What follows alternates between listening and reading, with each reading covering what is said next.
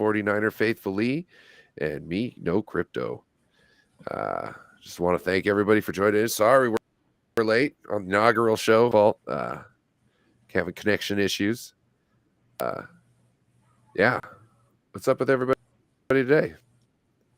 What's up? We're Brock fashionably late. I wouldn't say fashionably. That's like when you're making a statement. You know what I'm saying? Like, I don't care about your time frame. I'm showing up when I wanna. Do you have an opposite. indication on your side, Orion, that we're going on all channels? Because it's still not on mine.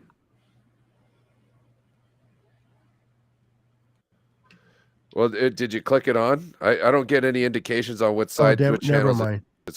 Yeah, it's going on. My bad. What's up, Don? Looks like it, yeah. Okay. What's up, JDLR? What up, Don? What up, Steve-O?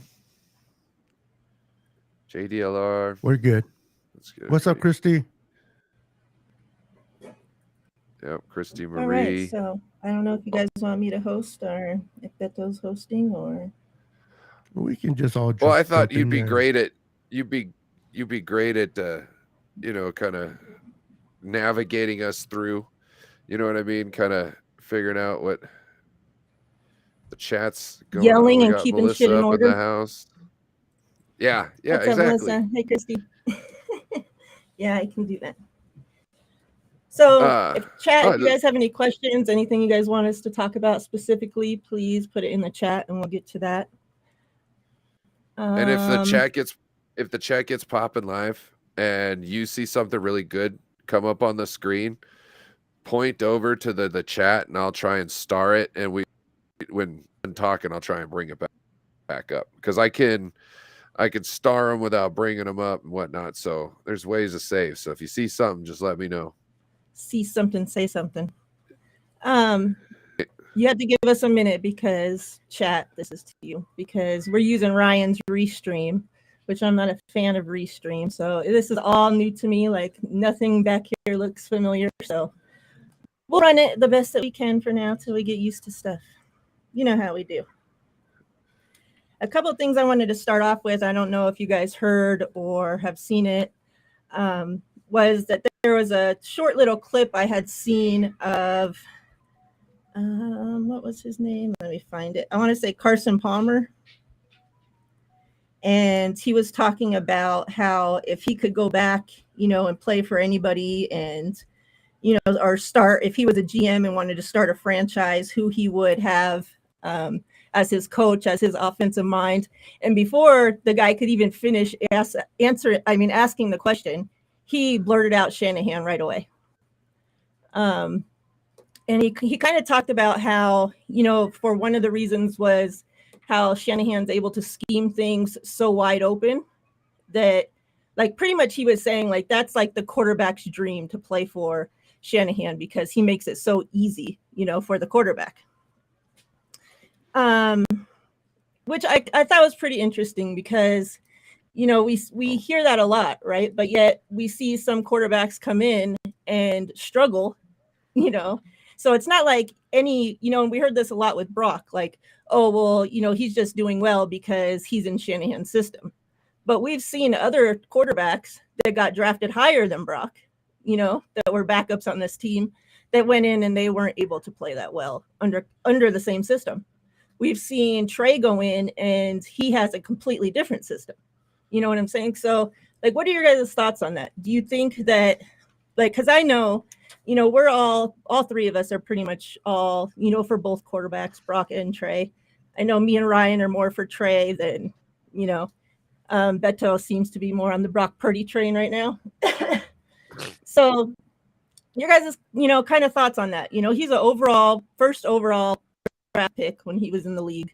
He's played for numerous teams, and if he could pick one coach out of anybody, it didn't say a current coach or an old coach, retired coach, anybody, and he picked Shanahan.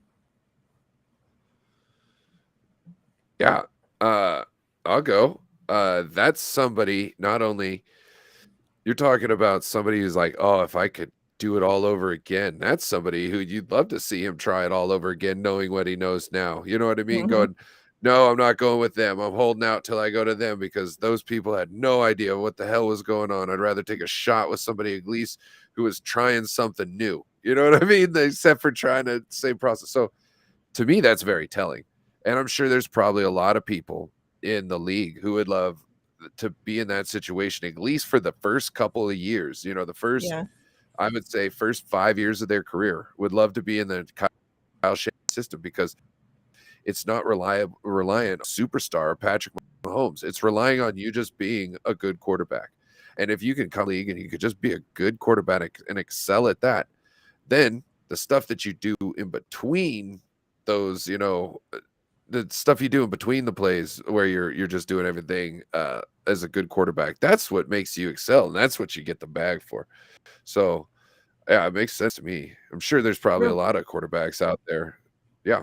real quick before you go, Beto. Another thing he had said is that when he played, he would go out and like his first 3 throws, he would try to throw deep balls so that the defense would, they can't play up. They know, okay, this guy's going to take shots, and it would help build his confidence up.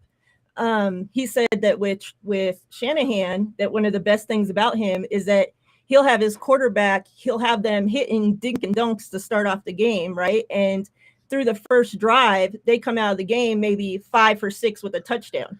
So their confidence is through the roof, even though they didn't even throw a pass further than 10 yards. And he said that's huge for a quarterback to have that instant, like to go in there and be able to just do something so easily, for the rest of the game. They're like, okay, we got this, and that's made by Shanahan. It's like every down is set up to be manageable with the play that he calls. Yep. There's always a road out, a path away, a path you could take that's not the designed path. So there's an easy out, and yeah, all you got to do is complete your progressions. That's all you have to do in his system is know what the play is, know how to say it, and go through your progressions. Yeah, they say that Kyle Shanahan, it's a very quarterback friendly system. The verbiage is something you still need to learn and pick up, but it's designed to make quarterbacks and make it easier for quarterbacks to do what they need to do on the field. And when it comes to Trey Lance and Brock, I've always been a Trey Lance a fan. I wanted him to be drafted um, from the other guys like Justin Fields and Right. all those guys. But I'm not gonna lie, Brock Purdy did win me over. I understand he has limitations. I understand he's not, he doesn't have that strong arm. He'll never be 6'4". He can build on the strength of his arm, but he doesn't have the size, and that's something he's always going to lack. But it's always like I always like look at my little Chihuahua that thinks she's a pit bull. She doesn't understand that she's a little dog with a big heart, and I think that Brock, the fact that he's always been dealing with his height, always been told you're not going to be successful because of this or that. I think that drives him. And for what I saw in him, he just inspired me. Doesn't mean that I don't like Trey. I love Trey. I want Trey to be successful.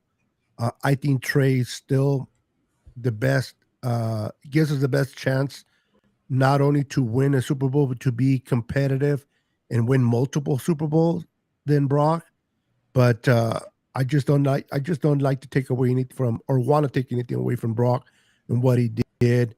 But I am very much for competition. I think that iron sharpens iron, and I think these guys will sharpen each other and build on one another. And Kyle's the one to lead them.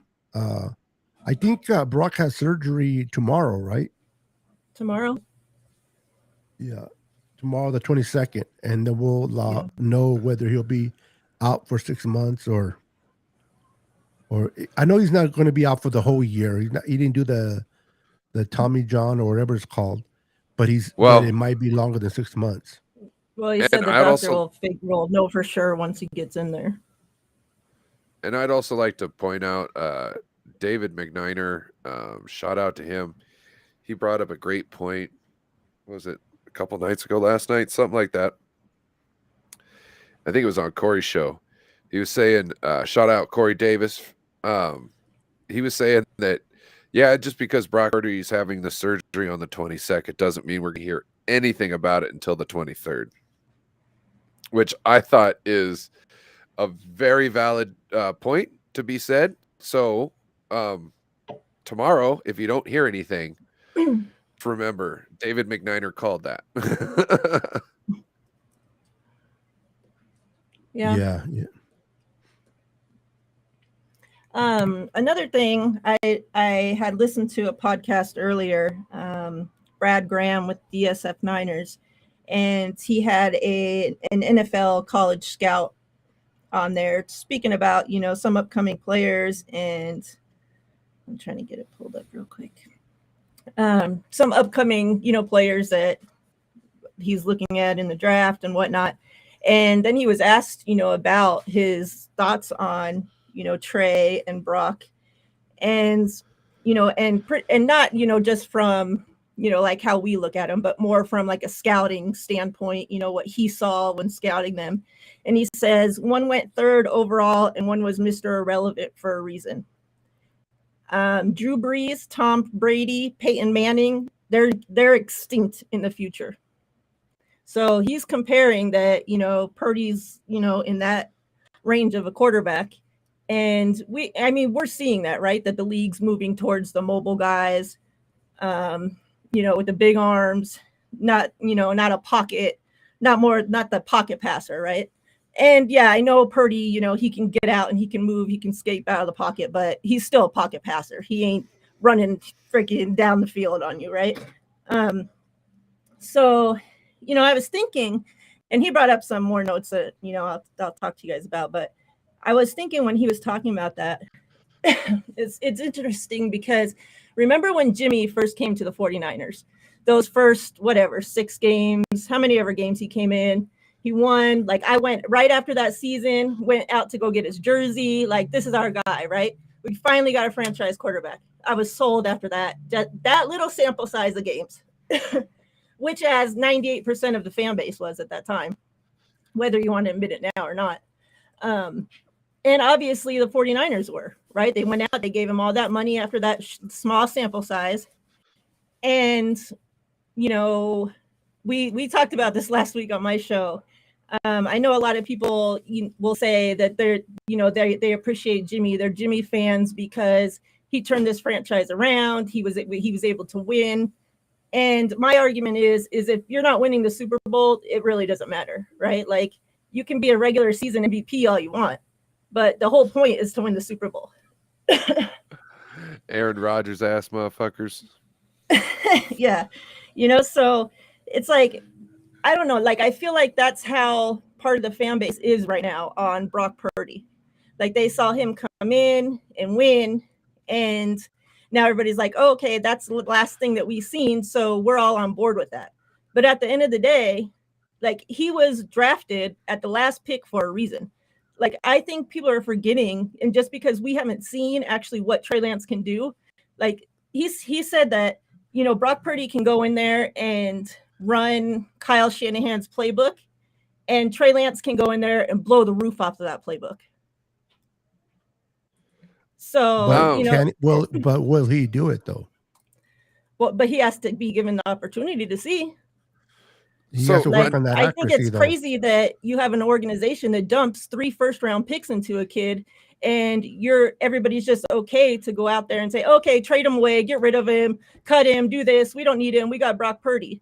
And yet you don't see that as a failure on the organization to waste 3 first round draft picks on somebody and then not even give him a shot to see how he is, what he can be. Yeah. Now, keep in mind, as a fan base, we get attached to certain players. We fall in love with certain players, and we advocate for them. We want them to succeed. And, of course, the Niners organization wants players to succeed as well. But keep in mind, for them, it's always a business side of it, first and foremost. They say they're loyal to players, but they're really loyal to the business and to the organization, first and foremost.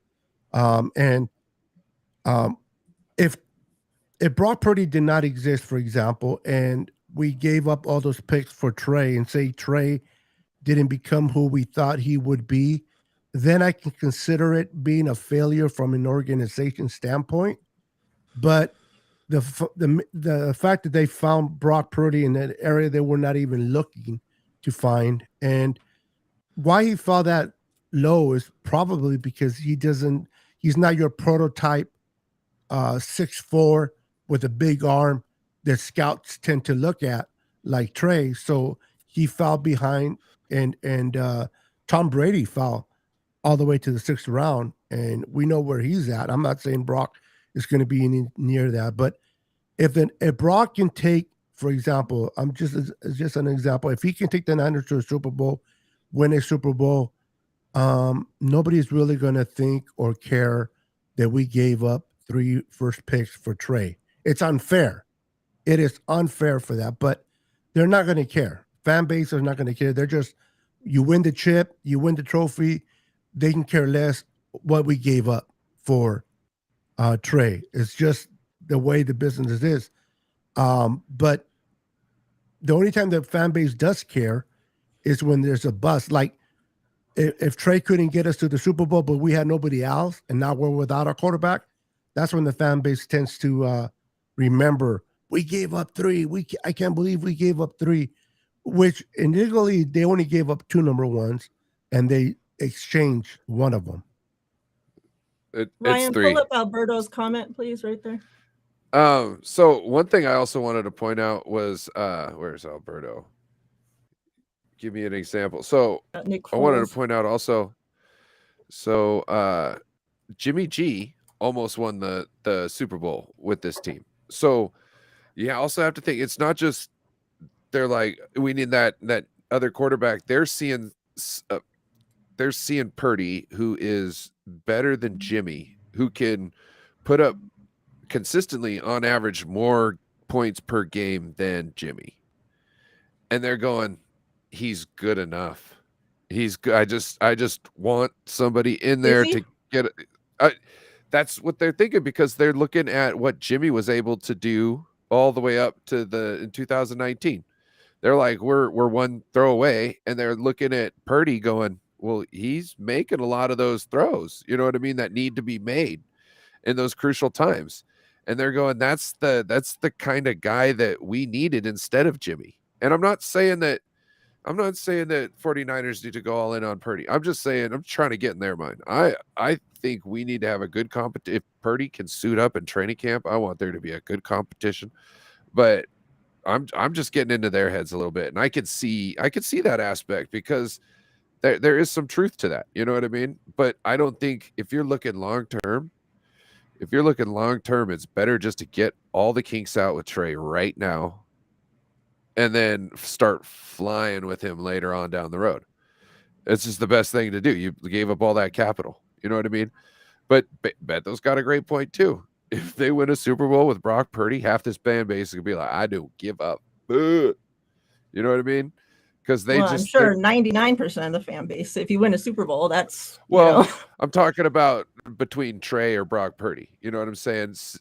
We will all appreciate a Super Bowl win. You know what I mean? But when it comes down to it, like moving on from Trey over Purdy, that would be, a Super Bowl win would push the needle a little bit more for Purdy. You know what I mean? At the end of the day, Brock Purdy at his best and Trey Lance at his best, Trey Lance brings more to the table. I'm not dismissing that. Trey Lance is a better athlete, and he brings more to the table. I would love Trey Lance to be successful, and I agree, it should be an open competition. Just because Brock won all these games shouldn't go into the offseason as the starter. He should be the starter, but they should allow Trey Lance to compete, and whether Brock remains the starter or not will be up to Trey Lance and what he can show the coaches in the offseason. So I would love to see that. I love the competition. Now, both kids are humble. That's what I love about both kids. They're both humble. They both obviously want to be the guy. Who doesn't? You want to be the guy, but I'm pretty sure whoever loses will humbly help out the winner, and I don't think there's going to be any animosity between them. So as long as they compete and bring the best out of each other, it's better for us as a fan base because not only do we have a starter, but we have a great backup in case that starter gets hurt. We don't miss a beat, whoever's backing up. So it'll be interesting to see what they do. The thing is, before Purdy got hurt, I could see exactly what you're saying play out that way. However, we have to take into account that Purdy's probably going to be back. They want to say sometime in training camp, but if you count the months, even 6 months puts you at the first week of the season. So when are they supposed to be competing? When's the competition supposed to be happening?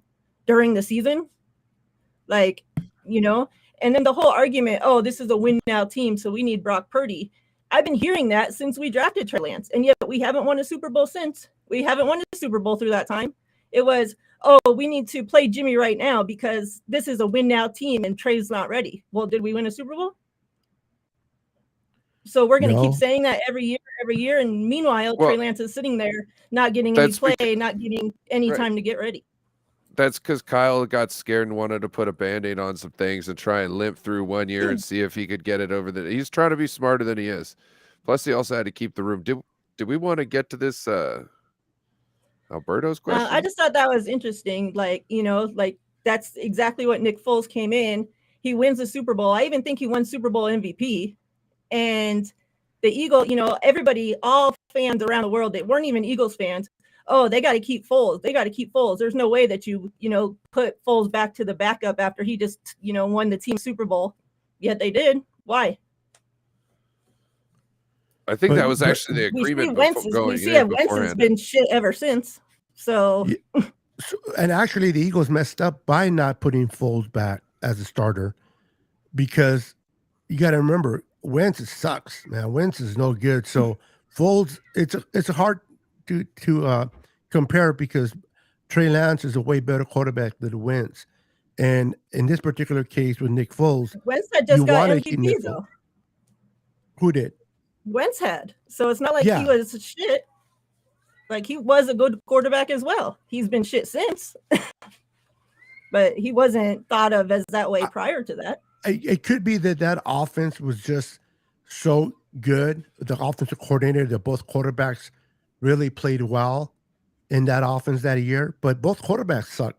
So maybe it wasn't because of talent. It was just because of the scheme that was being ran at Washington or at Philadelphia, that year, and not much of the talent because both Wentz and Foles are backups now. Yeah, Foles has been crap at every opportunity that he's gotten since too. So it's crazy. Jimmy's a term of endorsement, and James Garoppolo no longer a Niner, so we ain't homies. Yeah, that's G. David McDonald. That's James G. No, that's I always get a crack when I hear James. What's up, Terrador? Lawrence from Platform 246 is the one who said that. He put me onto it too. James. Okay. And my Vegas brother, Lawrence. What's up, Dina Harvey? Welcome to the show.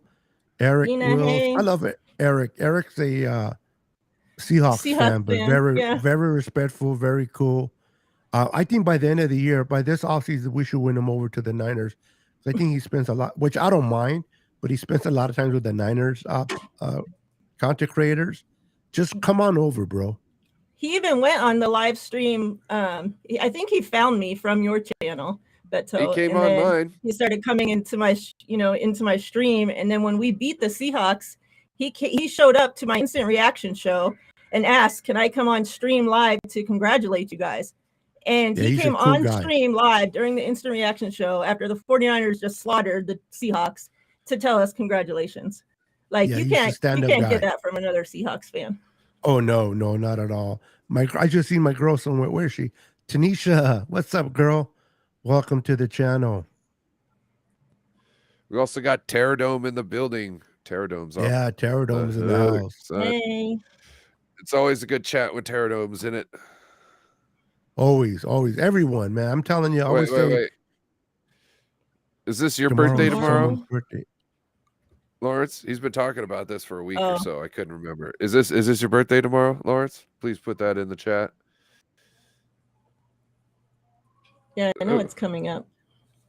You would think it's his he's talking about because hey, Eric, do you live in Washington? We can meet up. I can give you this house divided flag so you can be a Niners and a Seahawks fan at the same time. I just got it So do folded you, over because do you guys think that we'll what's be that? able to do a giveaway in this format here? Yes, I just think we should do it really quickly. Okay. Either that, or we could send everybody to one. I forgot to. Maybe I could just do it send like a very quick. 2-minute time limit. Well, we could send everybody to one chat, and then draw the number there. One chat. And then I think we should be yeah, able to so do there's that. three. There's 3 streams, so you could send everybody Yeah, to but one stream, and then is you do? Oh, are you referring? You're doing the giveaway only to your channel? No, to everybody. That's why So you whoever send picks a everybody into number- one chat. But if whoever picks That's a why number, you- it'll show up on your list, right? Yeah. Yeah, but you would be able to see them all really easy in one spot that's- without having to look Oh, on I got here what and you're saying scroll. for her to count. Ah, got it. No, My because bad. I see it the same way it looks on the screen is the same way the chat looks to me. So it's Yeah, not that's going what to I make it was any easier thinking. for Yeah, me. that's what I was thinking. But what happens when 2 minutes rolls by? Then we scroll through. I can scroll through the chat and look. All right, okay. I didn't know you had. Just the same that I do any other way. Oh, She's And then I'll smarter just than tell you us, whoever bro. won, Come and you on. can put it up there. Jesus, you're trying to get so you're good. difficult on these people. Can you highlight pinned messages? Can you see those? You would have to do it. No, Okay. I'll just tell you guys whoever won, and that's how it'll be. Don't worry, chat will let us know. Yeah, there you go. I'm sure. I'm pretty sure the chat will let. Yeah. So Let me since know we're when you talking wanna about, I mean, we can always look at our own chat and you know, and keep I it think honest. it'll be fine. We'll figure it out. Let me know when you want to show off the cards, and I'll put you main stage. Since we're talking about quarterbacks, let's start off with a Trey Lance giveaway. And people already popping in their number. Wrong person. Yeah, it doesn't. There you go. Let's do Trey Lance turbocharged. And for those that don't know, everybody, you'll enter your number 1 through 100 in the chat. No duplicates. Since we're doing it, this way, we're just give you guys a 2-minute time. 2 minutes to enter your guys' numbers. And once the 2 minutes is up, then I'll draw a number. Whoever was the closest will win. If you guess it exactly right, then we have another extra prize that you win on top of it as well. So good luck, everybody. Welcome, Big Papa and Big Mass Sports. Welcome to the channel. 30. Terradome with 13, Big Papa 23, Big Mass Sports 5. David Young McNair. What up, David has McNair? Yeah, and since you guys are this is where it's going to be hard for them. You guys have to look on the screen and see the other numbers that are being entered because you guys can only see what's in your chat if you're looking on the chat. Yeah, look at the main screen. Yeah. Yeah. Absolutely. Don't look at your individual chats that you're in. Look at the monitor. And That's right. It's okay. We'll figure it out. Yeah, we'll let it People aren't going to complain for free shit. Yeah, And if they do, it's too bad. Preach it, sister. That's what I'm talking about. Not that none of these people will complain, but if they did, sayonara. Yeah, that's funny shit though. That's so true though. Yeah. I mean, what world do we have to come to where people complain about free stuff, right? Exactly. Can you take me off this big screen now? Maybe. I'm trying to figure out the She's like, take me off or make take sure myself nobody off. duplicates. I know. X right out of here. Let's go. Oh no. Get Michael Jordan. Get the abuela. If you guys have any questions or anything in the meantime. I keep trying to scroll up on the ones on the TV, on the monitor. I can't do it. This is not my channel. It's a habit. What's up, Melissa, my little sis? Good to see you, girl. Good to see you.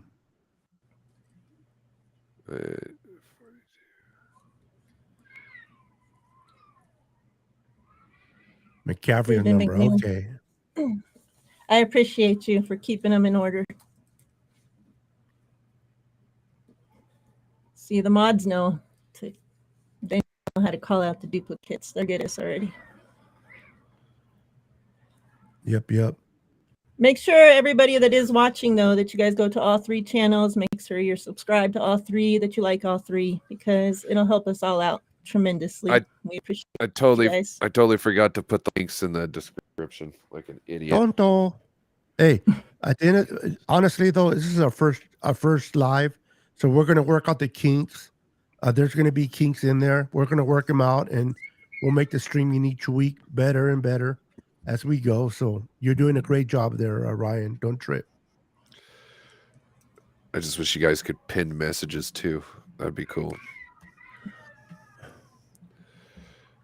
But every Tuesday now at 6 o'clock Pacific Standard Time, we'll be doing this, the 3 of us, Niners and Friends, we're calling it. So we'll be talking about the Niners, and you guys are our friends, so make sure you guys show up. Don't make me send Ryan to your house. You better show up every Tuesday at 6 p.m. Yeah, you don't want that big guy with that beard showing up at your door in the middle of the night. At 2 a.m. looking in your window. Geez. So there's this. Do you know who John Cleese is? No, I don't. John Cleese was from Monty Python. I don't know if you ever seen Monty Python, Search for the Holy Grail. He was also in A Fish Called Wanda with Jamie Lee Curtis, and I seen that movie. Okay, so he was the British barrister that Jamie Lee Curtis was flirting with, and he got caught removing his underwear when it. Yeah.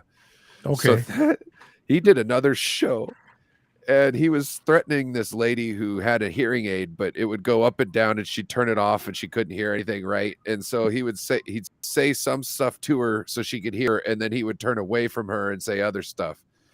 And at one point, he says something about. He looks at her, says something to her, and then turns around and says, "Yeah, and I'll be by at 2 a.m. or 2 o'clock in the morning to put a bat up your nightdress." And he's talking about just taking a winged bat and just releasing it underneath her nightgown. So once you said coming at 2 o'clock in the morning, I thought, I'll be putting bats under people's nightgowns. You know what I mean? Like, you don't want that. Alberto asked a question. Oh, okay. We'll get to the bottom here. Like a 1835 Owen. Oh, dang. About Chase Young. Second. All right. Would you trade some draft picks for Chase Young? I hear they don't want to pick up his 5th-year option. Who said that? Have Make you heard sure you more guys about got your this? numbers in. I'm about to draw. Have you heard more that, about this, yes. Miriah? Who was it from? I The did hear team, that That's team reporters were saying that the team was questioning if they were going to pay him, pick up the 5th-year option and pay him that money. Well, that's not a red flag. I don't know what is. Yeah. I know somebody in Twitter made a comment. I think it was, no, I'm not going to mention the name because I'm going to probably get the wrong person, but someone said about, how the Niners want to go after Daron Payne, but maybe we should just maybe think of giving some trade, call Carolina and see if we can trade for Burns.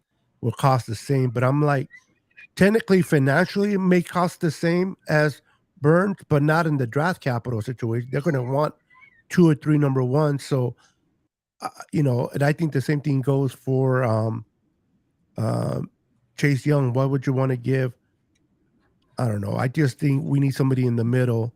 And I think Daron Payne, all we have to give him is 5 years and a huge contract, of course. But I want to keep our draft capital. We don't have that many as it is. And we already gave our top, draft capital. So I'm good with bringing in a free agent, signing him, even if it's a big contract. But not give up capital, not for Chase Young or Burns. I also think we've already got a defensive lineman right now that we don't know if we're going to pick up his 5th-year option. So getting into somebody else's troubles right now and paying to do it, I don't know. Because if you're also referring to Javon Kinlaw, we're not picking it up. They already said it. Oh, they already said they're not picking it up? Oh yeah, they're not picking it up. Okay. I just seen There's somebody's no way quote. that you can pick that Well, up. because you got to look at what you got to look at the columns of where players get money. Ooh, 52 is the lucky winner. Ooh. Congratulations to number 52. So there's brackets, right? What quarterbacks make in 1 year if you get franchise tag or you get picked up because the 5th-year option is guaranteed, and it's way more than he's worth. So there's no way they're going to give that money to him. He's only played 16 games and all the games that he's been available or been with the Niners, not enough games. So I'm ready. I don't mind him being a backup for this upcoming season and then let him go. But I don't want to depend on him as a starter. I hope the Niners really address that spot. I think it's JLDR. JDLR, yeah. JDLR. Congrats, JDLR. Congrats. Trey Lance. Woo! Congratulations, brother, on winning. That is a badass card. Yeah. To release Kinlaw is going to they're not going to release him because there's dead money. They will keep him for the year, but he can be a backup and not necessarily your starter. These are some of the cards I've won from Miss Miriah. They look familiar, Miriah? Yeah. You got a whole nother bag full over here too. Oh yeah. Yeah, congratulations to JDLR. The Bryant Culp and Tony Culp, they have so much. I'm gonna have to send their shit out in a box. It's like a fit envelope. It's like they got the same number app that you got, and they just put it to the same frequency. Probably. They wrote the app. But people go on like a roll though. Like somebody won't win like for months. They've never won, and then they win, and all of a sudden they'll win for 8 streams in a row. They'll win. JDLR is one of them. You know what I do? I just use the same number every time. I use my senior football jersey number. You know what it's gonna do? Citizen number, but look, they say you want to win the lotto, you do the daily lotto, and you pick the same numbers every single time, and that's your highest chance to win ever. And it's because there's less people doing that one. You're being consistent by playing the same numbers, and there's more chances to win. So now how do you know there's few? Because out of billions of people that play, somebody must have the same numbers that you have.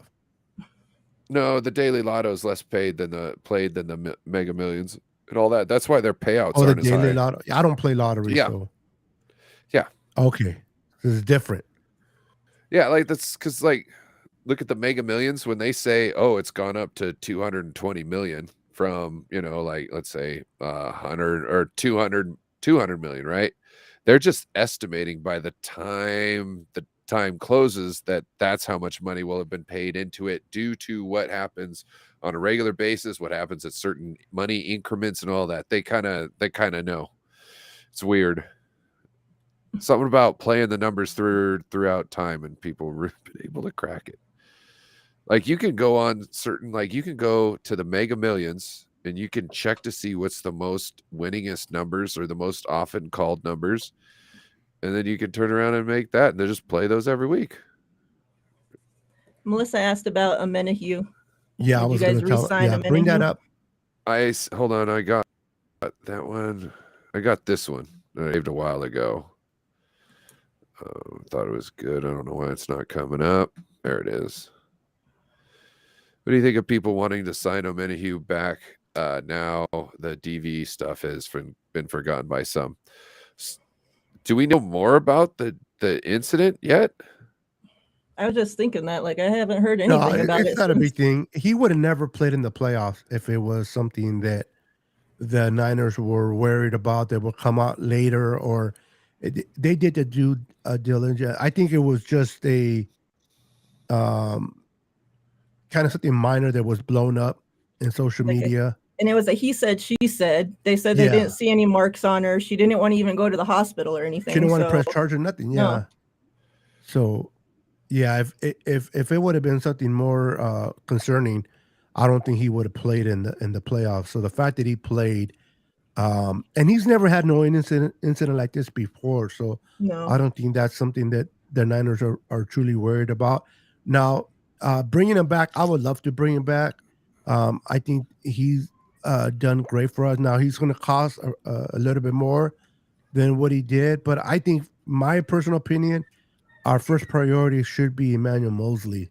Lock him up, and then work there down. I would love to bring a mini Hugh back, but Emmanuel Mosley should be one that the Niners should focus on bringing back, because we need that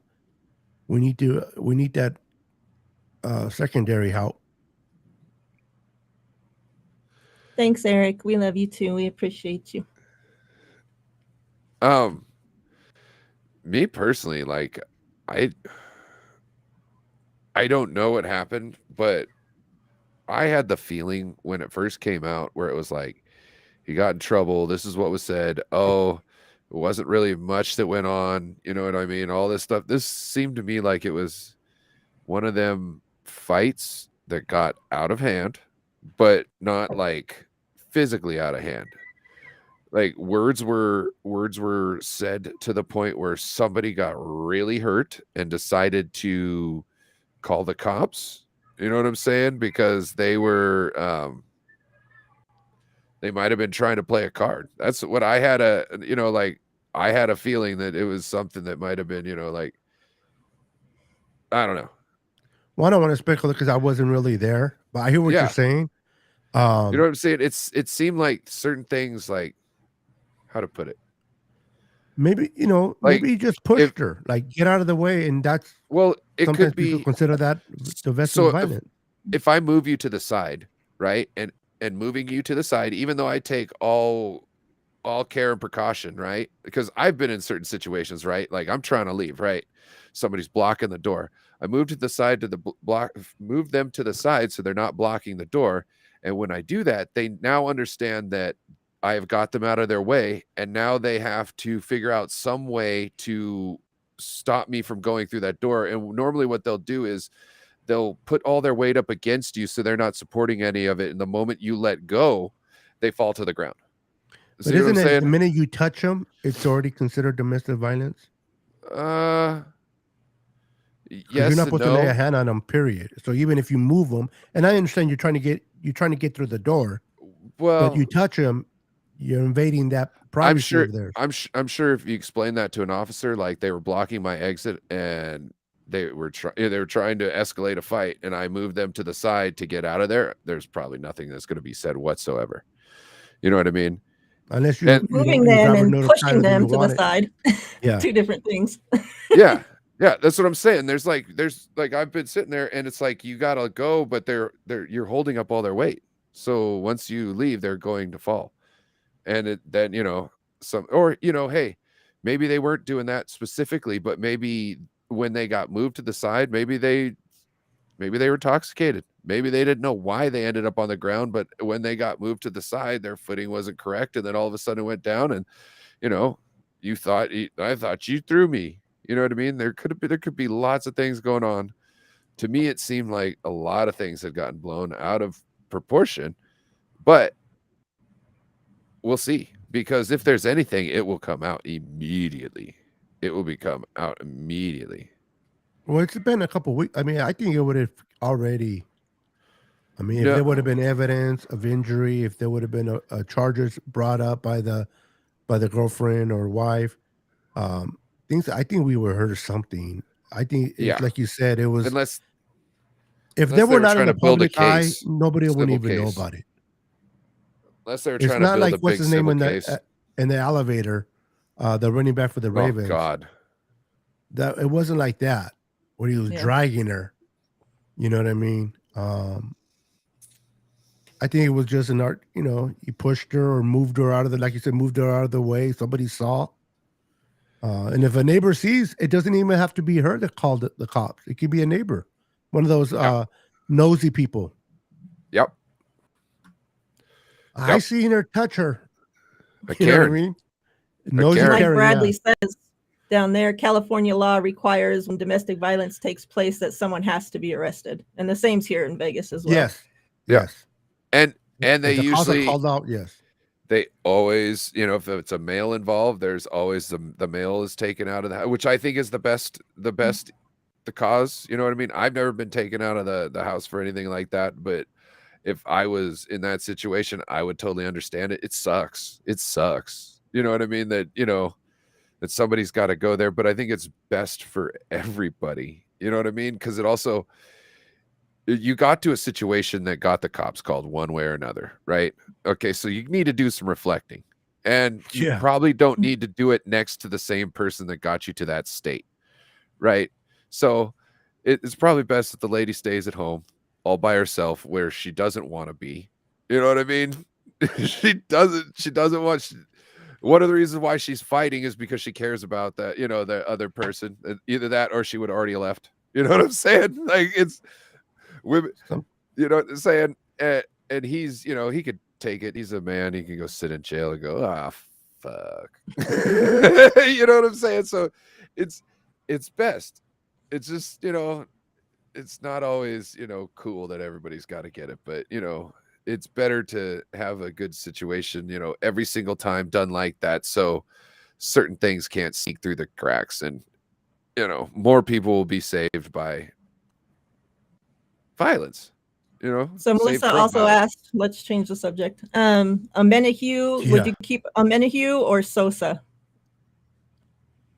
I would keep Amenahue. I think he'll cost less. Same. I agree. Sosa. I'm not happy with the Samson. They call him. I'm not happy with the production that we got out of him. I wanted him gone before the start of last season. And he's in demand way more in the open market, even though he don't deserve it. Yeah, so, the money that he made compared to his production ain't worth it to me. East Coast Red and Gold podcast, welcome. Bradley Lodge, what up, welcome. Jess? Hey, Jess. Let's see. Play with it. We'll try to re-sign him, but he's most likely gone. Yeah, I think he'll be gone because someone is just paying more than what the Niners would want to give him to bring him back. And somebody mentioned earlier about bringing, somebody asked us the question, would we like to bring back Arden Key? I don't think Jacksonville's going to let him out of their sight. It doesn't matter. Well, it matters to the Jacksonville because they want him. No, I mean, to us, like, it's not like he's a game wrecker. You know what I mean? He's put up some average, you know, numbers here and then. He's been hit or miss too. You know what I mean? He's coming off a hit year, which usually means followed by a miss year if you look at his stats. So, like, well, he went to Jacksonville on a big contract because he had a good year with us, and then he followed that up with even a better year with Jacksonville. He led sacks and hits over there, even over their number 1 draft pick. He's pretty good. I personally think he was underrated. I think the Niners should have kept him, but I like him. I don't know if he'll come back in the first. People forget sometimes these players, they get upset that you were let go of, or you were not appreciated for what you did, and they don't want to come back. So it's not a matter of will the Niners bring him back, it's whether does he want to come back to the Niners, you know. But Kalia Davis is an interesting there, Big Papa. I would love to see what he brings to the table. He reminds me, based on college, a lot of DJ Jones. I wish the Niners. I understand why the Niners did not sign DJ Jones, but I don't. I wish we I would have don't. kept him. Yeah, I don't. In a sense of where you don't they should have kept him, or Yeah, they should have kept him. okay. He's such a wrecker up there on the front that he's worth every dollar. I agree. Like, Yep. worth every dollar, and especially with that whole crew together. You know what I mean? Like, it's how to put it. You could take a great defensive line, and you could split those players up to other average defensive lines, and they won't have anywhere close to the same production at times, because it's not even necessarily about, you all being good, about everybody on the line being good. It's about the connection and about how well somebody's strengths and weaknesses are married to somebody else's. You know what I mean? How good of a game plan you got with certain people. If somebody's quick, okay, use their quickness to this is strength. When you need strength, okay, put that person in on first down. You know what I mean? It's the crews, it's knowing how to use people. And so It's just putting players in positions to be successful based yes. on their ability, what they can provide, and what they do best, and that's what great coaching comes from. That's one thing about Chris Kosarek, that he's able to get these D linemen paid. Even though they may not be good elsewhere, they get paid because they're so good underneath Kosarek. David, sorry to interrupt. Hold on. Good vibes for Purdy surgery tomorrow. Yes. Yes. Jerry, Hold welcome. Check it out. I believe, is this Melissa? Yep. Am I the only one who wants DFF to be a Texan rather than Burks and Ball? DFF, is that DeForest Buckner? Demetrius Flanagan Fowles. Oh No, I agree. I think he'll be gone, and I definitely want to see Ball and Burks. He's. Well, I Burks think he'll won't have go a safe nowhere. role. He's on the No, he didn't come under a 1-year contract. He came under a 2-year, two. so Yeah. he'll be here. The one that will probably leave and go and become the Fred Warner of the Texans is probably going to be Aziz. Yep.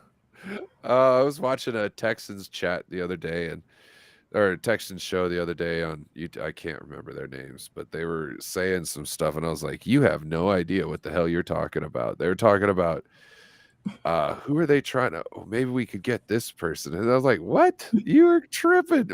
Well, they got this. And I said, look, let me give you this.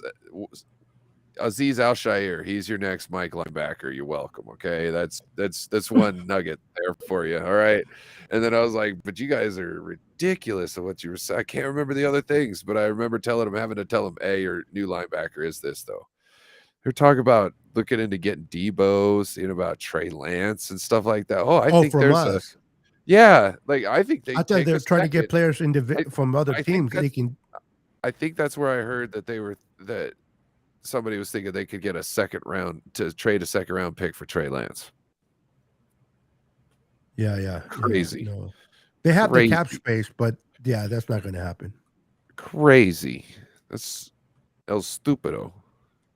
Yeah, some people have been tying Trey Lance going to the Titans because of Rothon, now the general manager there. It's like, or based because Trey Lance made a comment, and it's like people blow shit right out of proportion, man. Nobody can.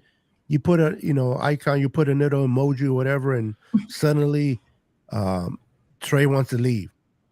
It's like people gotta stop, man. It's like these players can't put nothing down because people misinterpret. I wouldn't be surprised if he comes back either, Jess, but I just don't see. He wants the bag, and if Jacksonville can give him the bag, he'll take it. Also, I don't think people really use common sense with certain things.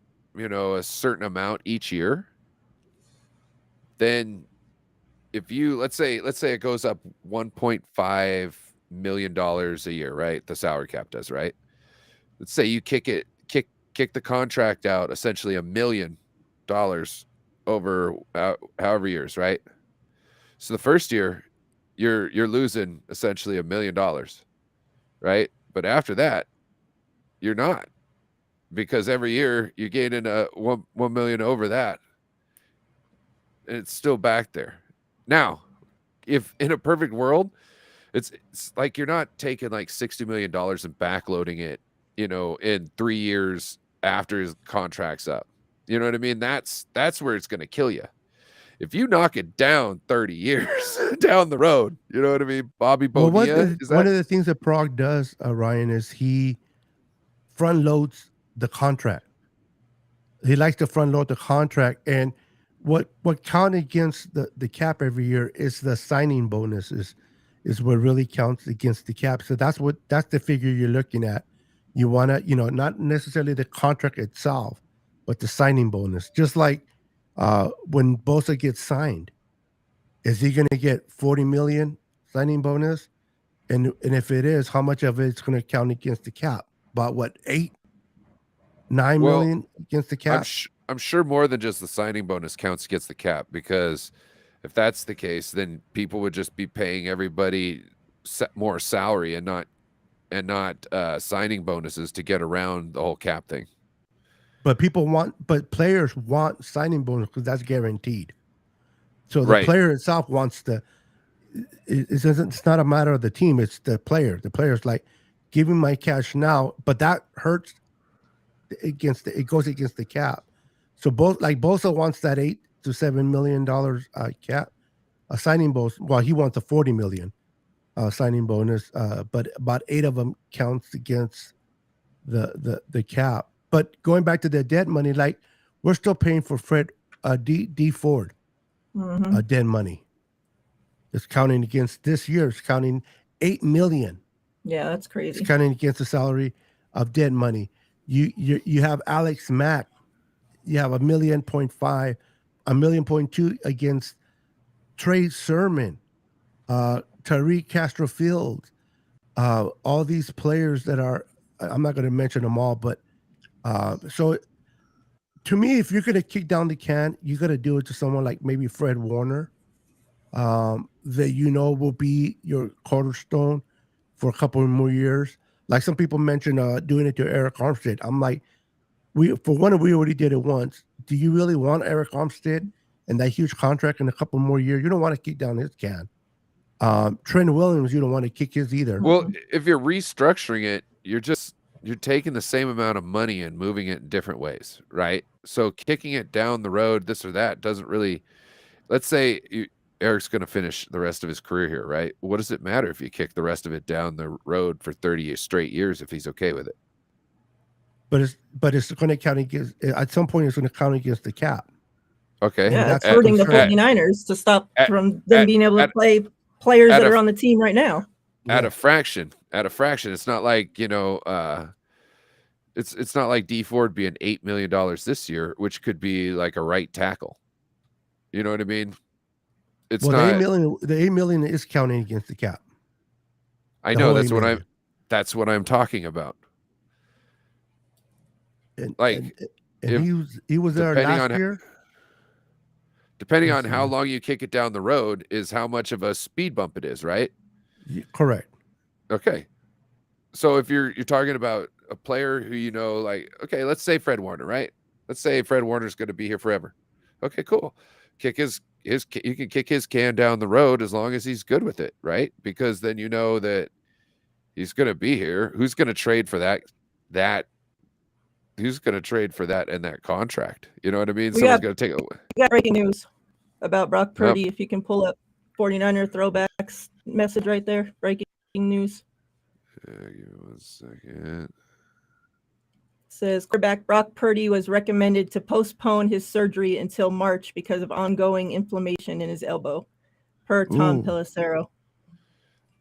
He needs the whole thing done. The whole thing needs to be done.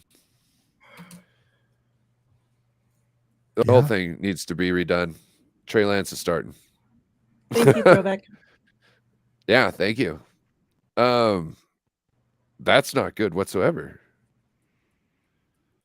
Not in the sense of competition. No.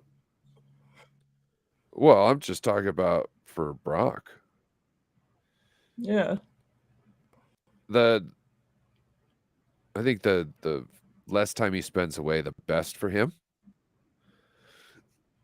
Yeah, because I mean, being a 7th round pick, you don't have the luxury to sit back and lose his spot. I mean, he wants to compete, but then he also has to be smart too. If he comes back too early or has the wrong surgery, and that hurts him in the long run, it's one of those damn if I do, damn if I don't moments for him.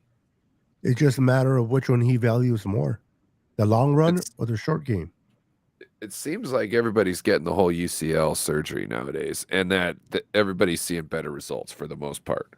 So to me, taking the long surgery probably would have been best overall.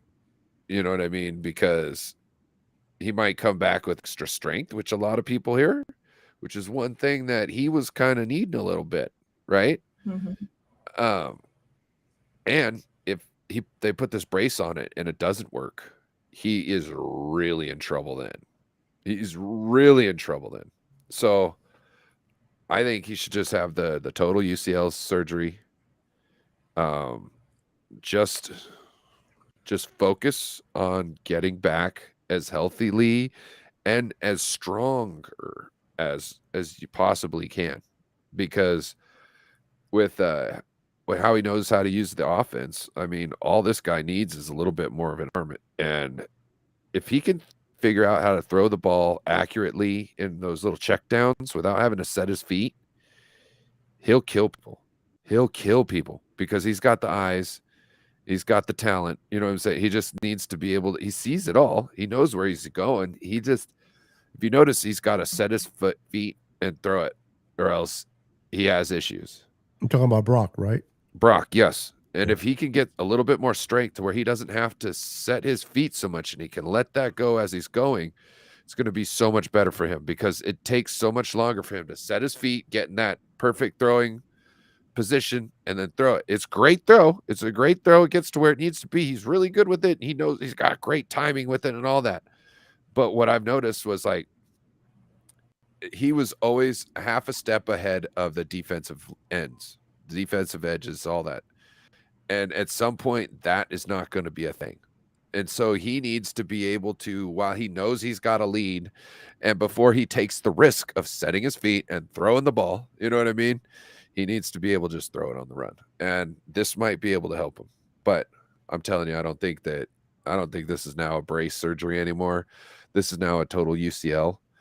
I've been saying that I think it was a UCL from the beginning. It was going to have to be because of how like injured he was, how he couldn't do anything on the field. If this thing just needs a little brace, he should be able to throw with pain. You know what I'm saying? Maybe not as strong because, it hurts a lot, but if you're only needed a brace, he should have been able to throw something. You know what I mean? Because something's still attached. I think the fact that the swelling's up so much is the reason why they didn't know if they were going to be able to just attach it or not, because swelling can stop you from being able to look at things. And that's why the doctor was talking about, I'll figure it out when I get in there, because he can't see anything because of the swelling. Yeah, I feel bad for Brock. I mean, coming from like as a 7th round pick, for us as fans, if Trey Lance takes off and becomes that quarterback we think he can be, and then we're happy, we're excited for Trey. But if you put yourself in Brock's shoes, it's like, man, when would I ever get my opportunity again to showcase what I can do? So I can understand why he would be tempted not to have that long, even though the long surgery might be what he needs. But I can understand why he's tempted not to get it, because he wants to go back and compete right away, because he doesn't want to lose his job, especially if Trey takes off. But at the end of the day, man, if I believe if he needs a long-term surgery, take care of yourself, get well, and if Trey does succeed here, then maybe you get traded to another team and you get your chance there. But if you get the surgery that not the right one, you can always hurt yourself down the line, and it's always going to be something where like, man, I should have just done the whole thing from the get-go and did it right. So I can understand where he's coming from, but I think he has the enough smart people around him to sit there, especially his parents. Hey, I understand you want to be a starting quarterback. I understand you want to take your opportunity, but you got to think about the long term and not just the immediate future. And you need to get this fixed. So, now with that being said, now do you think the Niners definitely need to bring in a vet quarterback, not to compete with Trey, but to be a backup? I think they need to, regardless. Because I think Even they might if have won it. Purdy's going to be back or not, I think they need to bring in one. Yeah, I think they were kind of leaning like drafting a quarterback. To kind of, I think we need to do both. Draft and bring one in free agency. Yes. How many quarterbacks did we go through this year? Yeah, but that's not going to happen every year. We can't carry 5 quarterbacks for the rest of our freaking lives.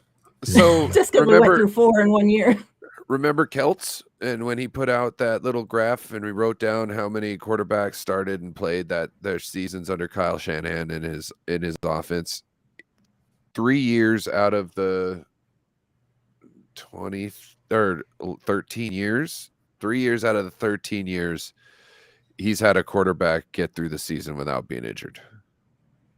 Essentially, without anybody else taking snaps. But all quarterbacks get hurt, bro. It just we zero in on Kyle because he's our coach, and we're dealing with our quarterbacks. What's his name? For the Ravens. Not all quarterbacks get injured. He didn't play under Kyle Lamar Jackson. He got hurt. Patrick Mahomes, Russell Wilson. Like, until Russell got hurt this last time, Russell had never been hurt whatsoever and never missed a game. There's lots of people that don't miss games. The people who the quarterbacks that miss games are quarterbacks that are behind shitty offensive lines that get murdered. Correct. But I don't think it's Kyle's doing. I mean, Jalen Hurts missed 3 games this season, and he had the best offensive line in football. Correct. Yeah. Look, and there's obviously exceptions to the rule, but you've seen other people, do things. This is when it's consistent, and it's not just quarterbacks. If you look at the whole team on an average on up against other teams is higher. And the reason why I'm saying is, look, not only do you need to draft a quarterback, but you need to get a free agent. And the reason being is if anything happens with Trey, injury wise, I don't know, whatever, you got a safety blanket, right? Hopefully, you know what I mean? Like, you could have. But you're not going to bring 4 quarterbacks into a season, bro. Just not going to happen. No, but you could bring 3 into a season. Because they don't want to. They only want to bring in 2. Who said that? Keep the 3rd on the practice. Kyle's always said it. Yeah, but this is a different time. This is after he went through four quarterbacks and onto a 5th one, which was actually the 3rd one brought back out. Yeah, but that's not going to happen every year, bro. Come on. That doesn't mean that he's waiting for it to show its ugly head again and him not being prepared for it. Do you understand that? Like, so in that case, they should just have 10 quarterbacks just sitting there waiting, Purdy, like college, and so you can be prepared. You draft one, you got a free agent, and then you put another one on the. So you have Trey, you have Brock, you'll have the draftee, and you'll have. You might even draft 4. You might even bring an undrafted free agent quarterback on just for camp. Do you understand that? Just for camp, you're going to need more bodies and arms than just Trey and a drafted quarterback.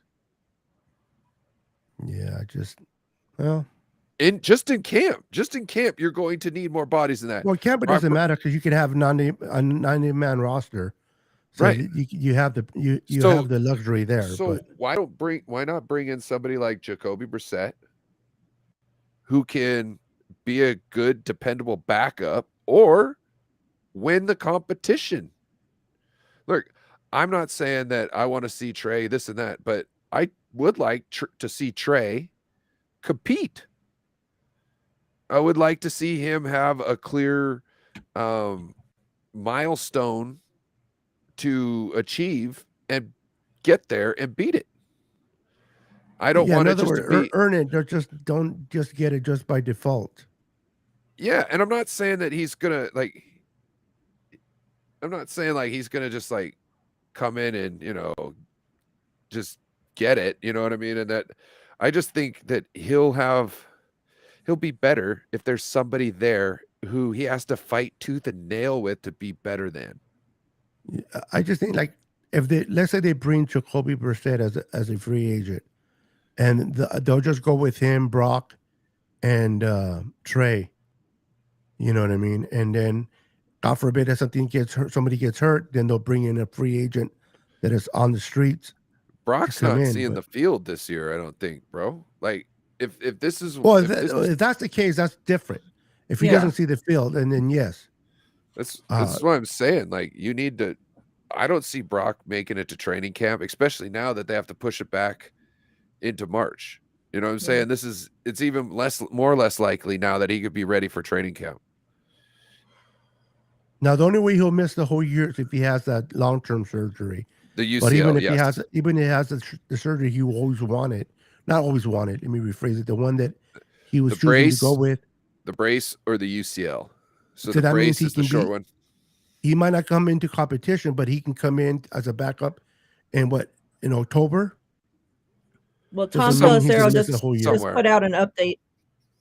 Tom Pelissero says the best outcome for the so-called internal brace surgery comes once the inflammation is gone and range of motion is back.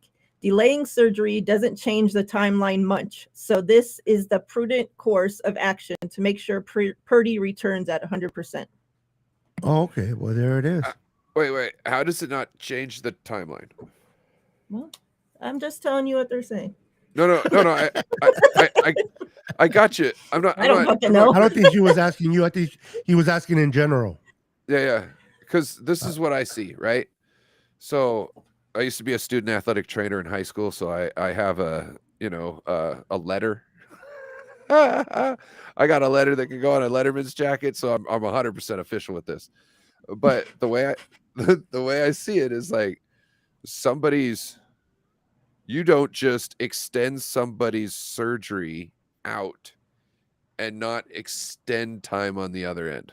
You know what I'm saying? Like it makes no sense. I mean, the timeline didn't make sense to me to begin with. They were saying 6 months, yet he would be back for training camp, which was 5 months away. So how did that make sense to begin with?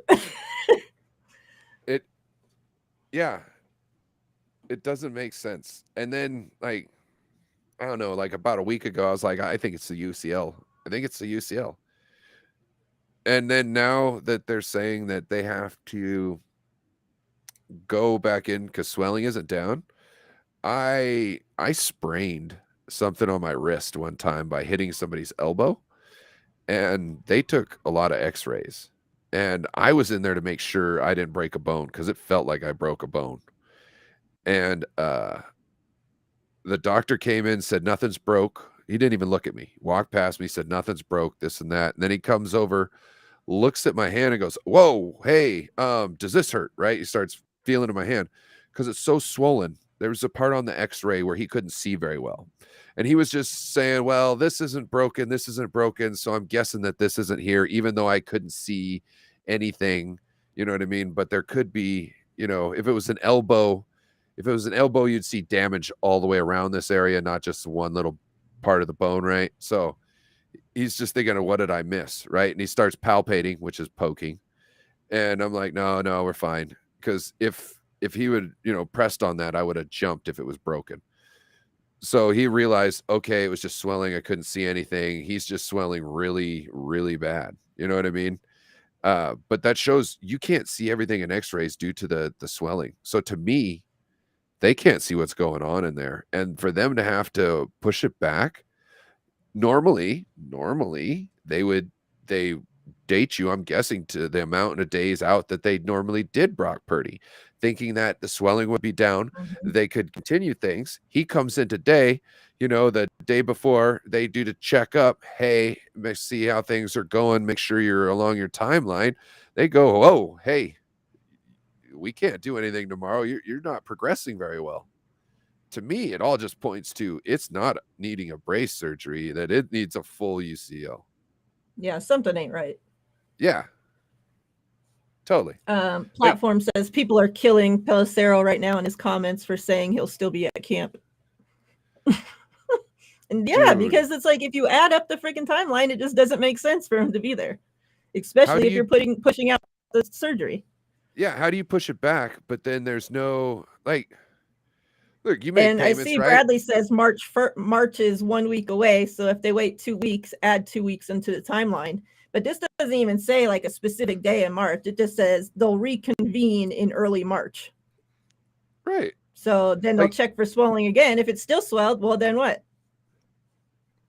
Yeah. I'm telling Pelissero, stick to your just announcing stuff. You're not a doctor. Don't try to be a doctor by putting a timeline or not. You're just there to report what you hear. We're not asking for your input. In other words, we just want you to repeat what doctors are saying and so forth. Especially for him to say all signs continue to point a UCL repair that would have Purdy ready for the 2023 season. That's what he still puts at the end of the tweet. So it's like that's coming from the team. That's his opinion. We don't want your opinion. No, that's we want team. Facts. That's the team. That's where he gets all the information from. Okay, Brock Purdy can't be out there talking about this right now. Niners would have a fit if he was out here leaking all this information. The Niners are out there telling Tom Pelissero what they want out, and not what they believe, but what they want out in the media. You know what I'm saying? I want to lose 100 pounds by tomorrow, but ain't shit happening. Yeah. And if the Niners wanted you to do it, they would probably have everybody calling up right now talking to you about, oh, what are you doing to get the 100 pounds off? Oh, you're doing all this and that. Oh, can we help you? Because they're just trying to make it happen. Everybody has a solution on how to lose it, but they can't lose it themselves. I think this is a tactic to put pressure on Brock. I think this is the type of things that we see to put pressure on athletes that might come from not necessarily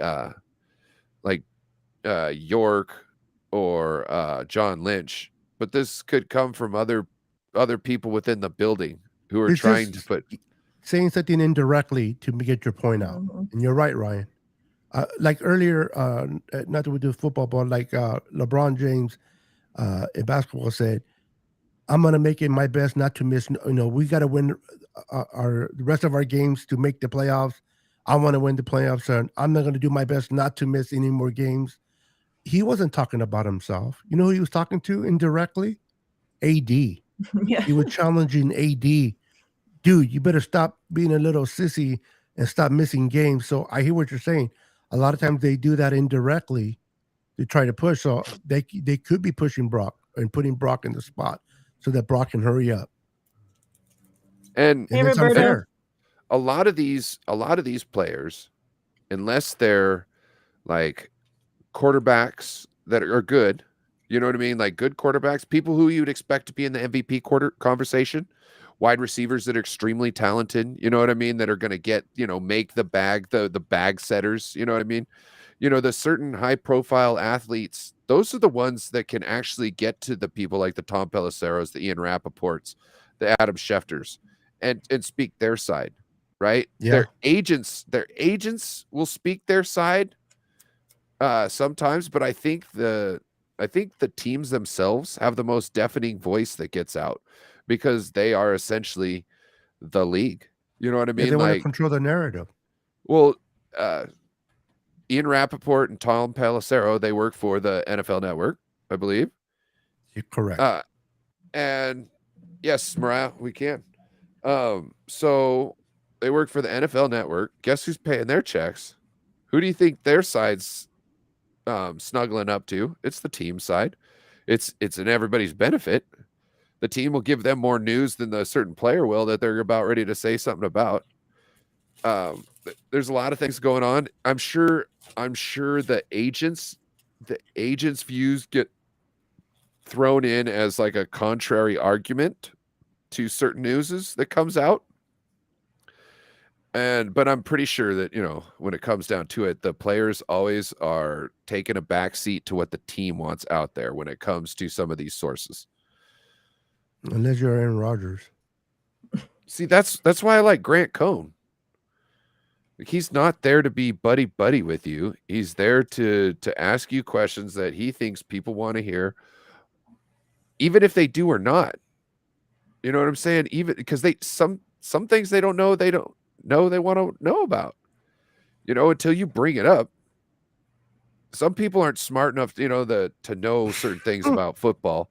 And when you got somebody who's bringing light to certain situations, like look at what Grant said about asking a question to Kyle after Lance got hurt. He said, well, what was it? Why were you running Trey Lance up the middle? He's like, well, I done it this and this and that. He's like, yeah, but this was like a 2nd and 8. This is a prime running down. This wasn't like a 3rd and 7 where they're expecting you to pass and he runs it up the middle and he gets a first down because everybody's, expecting him to throw, past the first down marker. It's those types of questions that make people go, oh, he's got a good point. Why did he do that? Whether they believe Kyle or not, they thought for their own. Sorry. How we want to do the giveaway. Let's see. Let's get out of the pinned.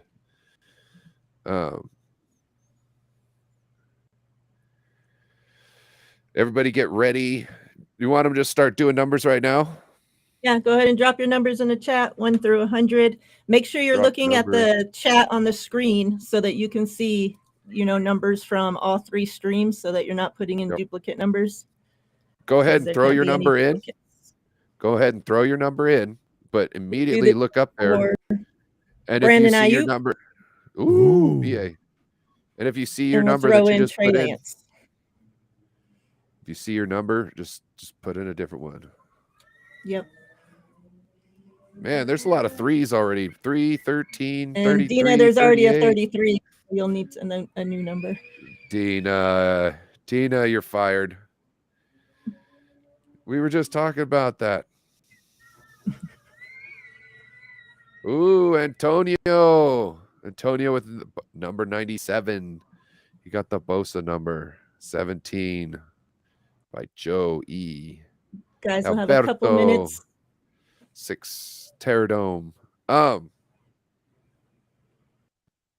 Free agent quarterbacks. Who do you guys seem interested in? I got a list here I can pull up if you guys want me to read off the list. Derek Carr, Tom Brady, Baker Mayfield, Sam Darnold, Jimmy Garoppolo, James Garoppolo, Teddy Bridgewater, James G, Daniel Jones, Case Keenum, Mason Rudolph. What? Mason Rudolph? Hold up. Is he what kind of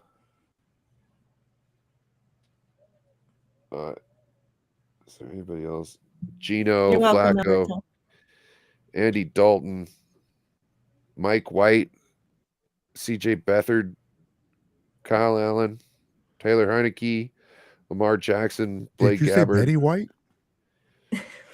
Mike White. Sorry. Oh, he's the New York Jets. Quarterback for the Jets. I'm messing with you. Yep.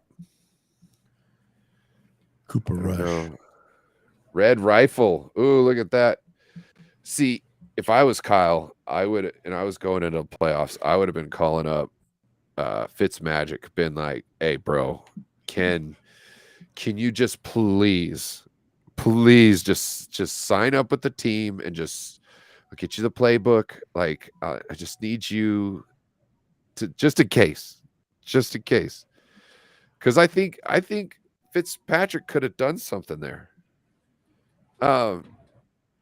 He doesn't know when to quit. You know what I'm saying? Like, he's never in his mind does he think he's lost the game yet, which I'm sorry. I absolutely love in somebody, because if we're down and we're out, that's somebody who I want in charge, because it's infectious. That type of mentality is infectious. And if everybody's believing in it, you've got a way better chance of doing it. Somebody told me one time, whether you think you can or you can't, you're right. Because if you think you can't, you're not going to be able to do it because you've already failed. You've already given up by thinking that you can't. If you think you can, you're right. You might not do it on the first try. You might not do it on the first 100th try. But you'll eventually get it if you keep trying because you think you can. You know? I'm sorry, you lost me. I know. You don't know All about this that? Think you can, think you can, think this can. I don't know. Whether you think you I whether know you I think you can. I can or know you I can't, can. you're right. Yeah. Once you have the doubt in you, it's like cornerbacks, they're so cocky, wide receivers so cocky. But you want them to think they're the best in the league. Why? Because they're idiots. No, because the No, I confidence know. allows You them to want do them to be things. confident. Yeah. It's the same thing. Like if you think you can, you're confident, so you will get it achieved. Who's going to be cocky in winning this round of by picking the right card? Oh yeah, we pick Mariota another. Everybody took got their it. numbers in? Everybody get the numbers in. I'm gonna go back up to the top. We can always bring what's the name too from Oh, the who is Rams. that? Who is that? They're in trouble. No throwback. We shouldn't. Oh, Niner sickness. He's kicked out of the drawing. He's cheating. Oh, I want one number to hit. Shit. I'm sure you're gonna probably win something if you pair one or two of those together. Yep. All right, Everybody I don't got see your any more numbers in? coming in, so let's draw. Good luck, everyone. Appreciate about Miriah doing this. Ooh, Ooh, number two. I think Bryant's the winner. With 3. Brian, you chose 3? Surprising. He always I know Bryant that's what always yeah. chooses 3. Yeah, I Brian think always one of the wins. rappers that I give away, somebody chose 3 before him, so I had to tell him he had to change it. He's like, he changed it for that one round, and then went right back to 3. Dude, And he eventually won with 3. I was there, and somebody was trying to take my 27 because you were. Oh, that's right. Oh, You were in that one. Somebody did this take is the the other- 27. Beto, this is the other thing. Don't start going for a tweet. 1 to 50, 1 to 50, and then go down to 1 to 20, and then 1 Yeah, to... I know. I saw Just that keep it- afterwards. Yeah, I I was know. like, what is I know. going on? Just Yeah, throws I it- saw that. I saw that in the rewind, and I'm like, oh shit. I said it so much, I got confused. I didn't even know Yeah. what it was anymore. I'm like, son of a biscuit. Congrats, Bryant. Yeah, congrats. I'll add it to your box. Congratulations, Brian. Yeah. Bryant's got a box. We're gonna do another one, and we're gonna be giving away Ryan's beanie. No. No, he's like, no. No. Stink included. Stinky. Yeah, that's extra. Yeah, you got to The pay beanie- extra for that. Yeah, the beanie's free. You gotta pay for the smell. Congratulations, Anything Brian. else? Wasn't that Brian the one you have a box waiting to be shipped out to him? Yeah. Yes. Holy crap! That's why she said it'll go in your box. Oh, I didn't hear that. Got you. Freaking Brian, Yeah. man! You go rub shoulders with Brian. Go play the lotto. For real. That's good. Hey, and he wins with that 3. That's very consistent. That, to your point about the daily thing you said earlier, Ryan. If you keep going with the same number, you're eventually going to win, right? So there you go. Yeah. No, I think it helps to be consistent. You know what I mean? Because the numbers are always going to be random. So if you're as random with the numbers, it's mathematically your odds are even higher. So if you stay at the same number, your odds are better. Because the random number is going to keep moving around your constant. If you say so. Well, if you have 2 variables, it'll make the odds higher. But if you have a constant and a variable, it'll make the odds lower than just two variables.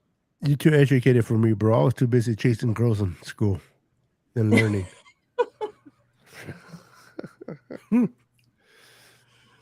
I was like, I had was my busy days running doing around. stuff. Yeah, I was running around selling dope back in the day. You know what I'm saying? I was doing bad stuff. well, I was chasing girls because they didn't want me. They were running away from me. Oh, That's where I was chasing them. Bryant says man. 3 is his jersey number. I could see that. I could see number all the time. Oh, Swan Song in the building. Hey, Swan. What is up? Hey, Swan Song. Oh, you just missed the drawing. I love this. See, when Swan Song comes in, he does his waves.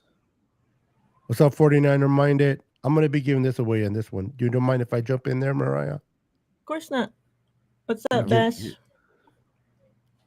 What up? North Cal. That 75th anniversary patch to a lucky winner. Same way. We're gonna do a little different. I'm gonna ask a question. The first person that answers gets to win this patch. So get ready. I don't know if I can do. I don't know if I can do the number thing. I'll get lost. I get confused after the third number. We're not doing numbers, so you cheaters entering your numbers already. They're on automatic mode. What's up, David Villa? Hey, David. Beto, if you want, we can handle the number things. I think we got this down now. Do you? Okay. It's up to you. However you want to do it. Yeah. It don't matter. You can do the question. Just change I was it up. gonna ask, what was the last time Ryan took a shower? Can you guys guess? Messing with you, Ryan. You don't want to guess me, man. I'm trying to save water. Days or hours? That's what people should put in the comments. Days or hours? Dang, bro! I was just talking about hours. Oh, it was the joke. Me once a year, so I try to save water. Too much money. My chones is clean. You know what I'm saying? Right, like we're going south really fast.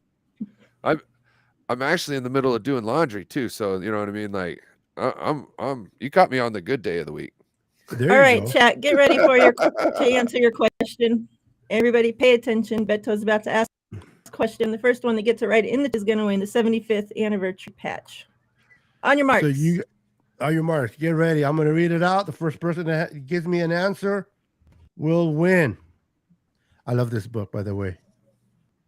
Gives you all the trivia. Don't show your books.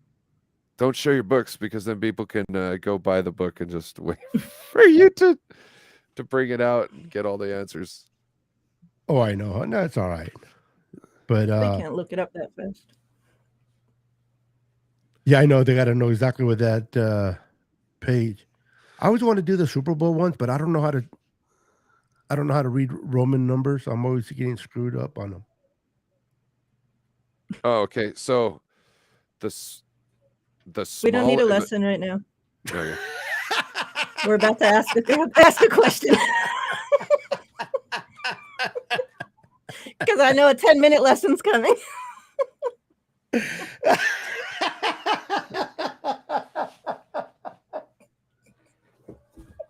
That's wrong. Sorry, Rick. You're good. I did teach my daughter how to add this morning, though, for the first time. That's good. Yeah. I don't know if I can read anymore. Oh, shit. She learned 2 + 2, and then she was amazed when 3 + 1 was the same. And she thought she was so smart. I was like, yeah, you got this. All right. Are you guys ready? I'll throw a simple one, not too hard. Who is the only 49ers quarterback to have been sacked more than 50 times in a single regular season? Dang. Who is the only 49er quarterback to have been sacked more than 50 times in a single regular season? You know, I was just thinking, Beto, you could have just asked the question, what We got Joe number Montana in first. Alex what Smith, number is this Roman John numeral? Brody, Young, Garcia, Nope. Alex Smith, Keep writing it down. Alex Smith, It wasn't Kaepernick, Alex Smith? Boom. There it is. Kaepernick. Oh, wow. Gary, yeah. Congratulations, buddy. Colin Kaepernick was sacked 50 times in a single. That's a lot. In a wow, regular, that's yeah. a lot. Woo! Yep. For being mobile, you would think that it would not be him. It would be like someone like Alex Smith or Yeah, but that's who I was I thought it was Alex Smith. It But seemed yeah, like a lot to get congratulations sacked that much. to Gary. Go ahead and do me a favor.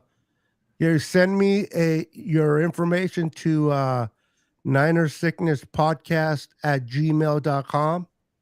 Niner Sickness Podcast at gmail.com. And I'll be glad to send it out to you, brother.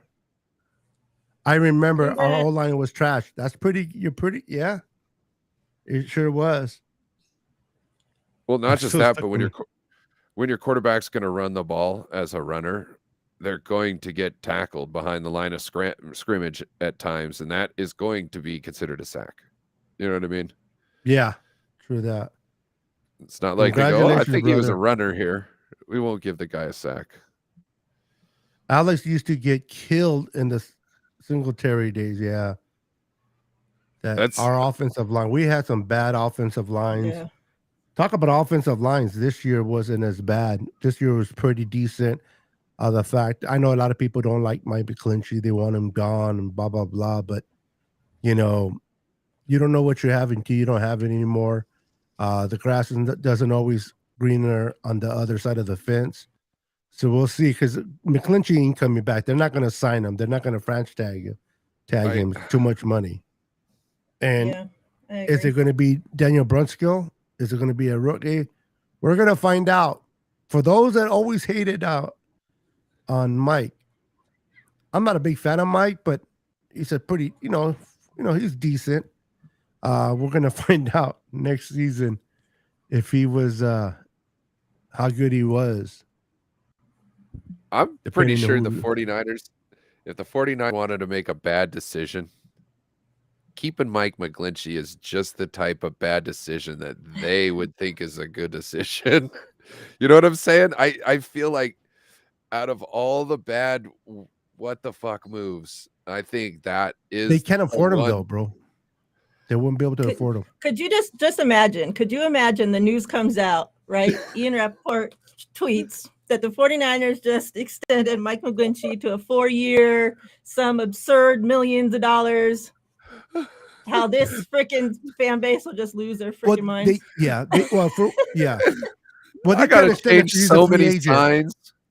I gotta change this sign. I gotta have to change that sign. I'm gonna have to make another sign up over here. You know, I got chalkboard paint.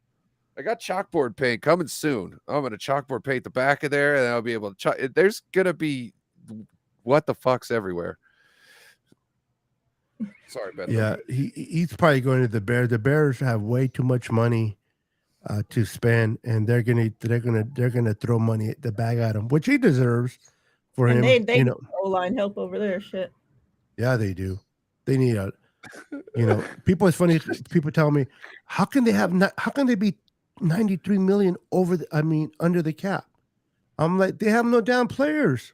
That's why. They have no starters. We were there at one time, not 93. Remember when John Lynch and Kyle first took over? We were at about 80 million. We didn't have nobody. Once you start getting good players, you start. I can't wait to see the Rams. I know this is out of topic, but I can't wait to see the shit's going to default the Rams this offseason. Ram fans talking about how almighty, how they're going to be competitive. Beto, we need a hell no. I know, huh? Where is it? I forgot which one it is. Whoa, wrong button. That was the exact opposite. Yeah. Hell. Oh, shit. That one hurt my ear. Hell no. and the devil's voice. This was my favorite. Oh, hell no. Ludicrous. That was a little inside joke there. We were talking about the intro, and there's a song that Miriah was talking about, and I said I said Ludacris and Little John voice, and she's like, I love that part. I was like, yeah, that's my favorite. Yeah. Beto don't know because he listens to country. Yep. Beto listens to everything. Yep, that too. I love all genres. I love country. A lot of people are like, you like country? I'm I like, know, yeah. I was so surprised. I also walk a Chihuahua with spikes. They always see this big Latino, with tattoos, walking a little Chihuahua with spikes. They get or a pink tutu on it. That's a real kicker when they see me walking with a pink tutu. I'm like, that's right.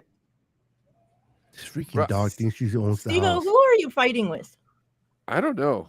He's fighting with himself. Like, You know, all I I had see is him talking shit to people the entire stream. Really? And I've been trying to figure out who he was talking about, making fun of people's You names. 60 pounds overweight, but maybe it was judging.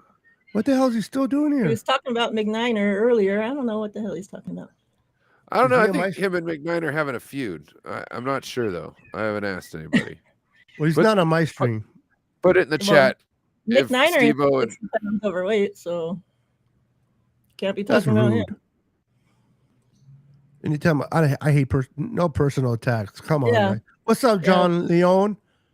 How you Like, doing, we don't brother? put up with Welcome. that shit from anybody in the chat. So Yeah, bro. I would have. Yeah, I can't get rid of him because he's not in my chat. But to each his own.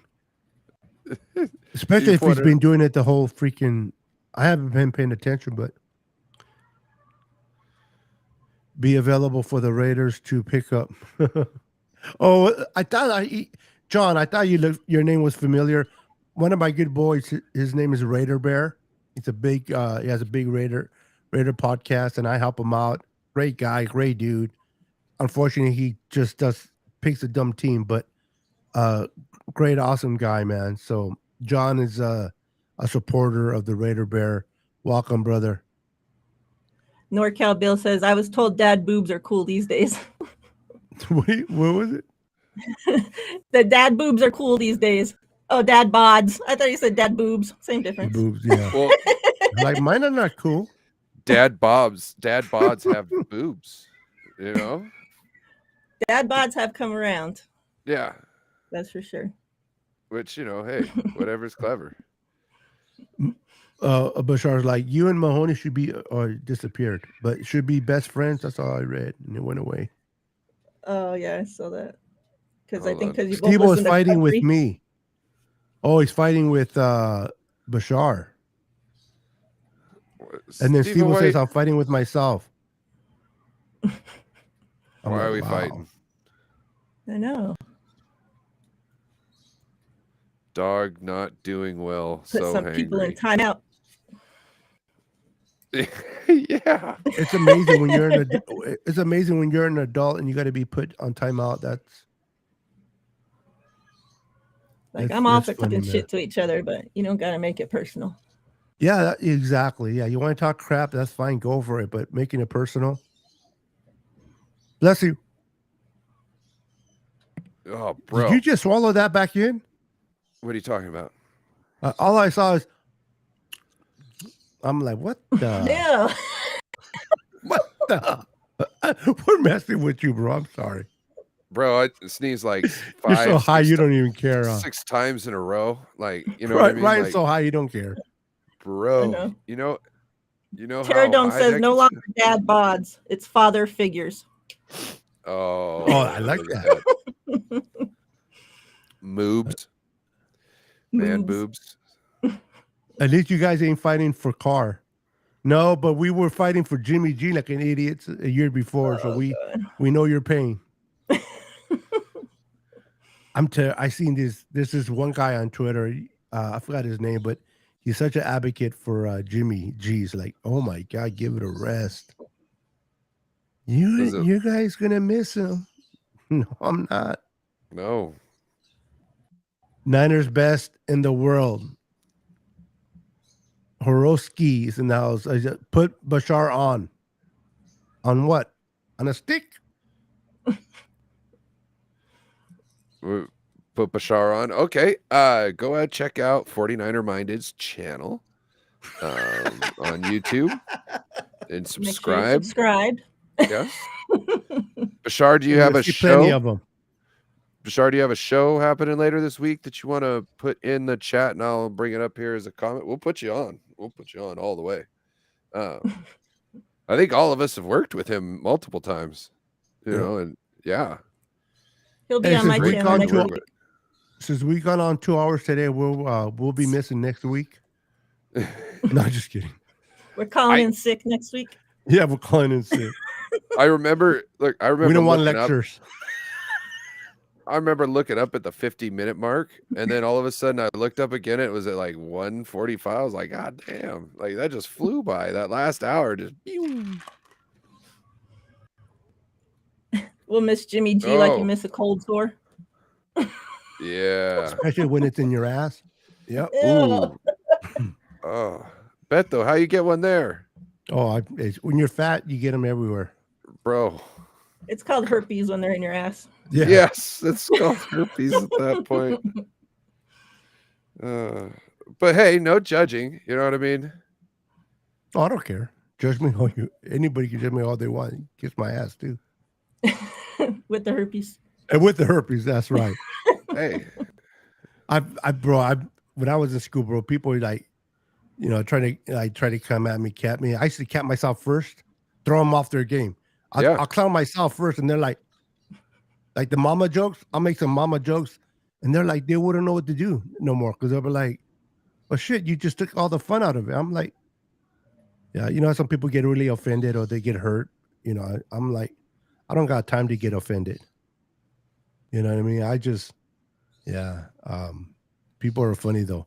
They want to start something, and then when you start it back, they get all hurt. that's the thing. Like, if you can't make fun of yourself, you should not be making jokes. You should not be out there making jokes and trying to be a part of something that you can't take part in. And if you can't handle jokes made of you, don't. Ooh, hold on.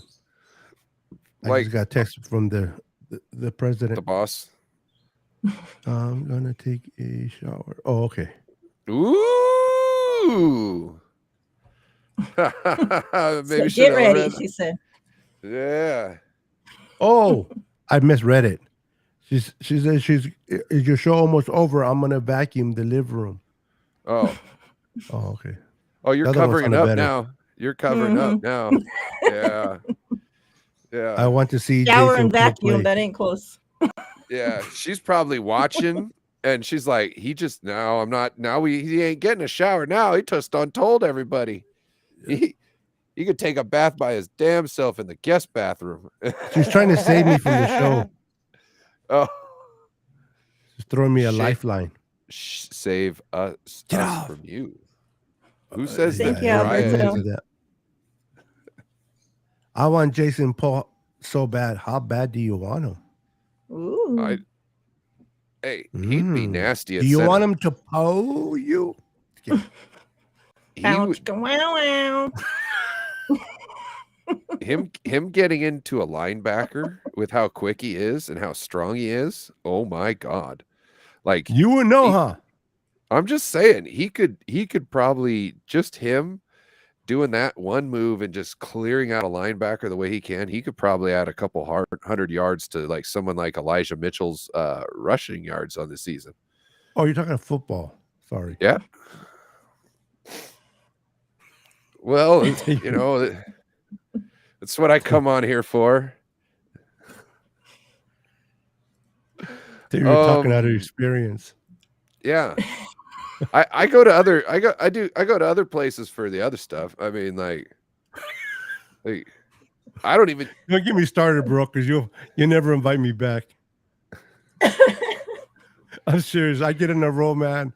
Yeah, I can be an SOB.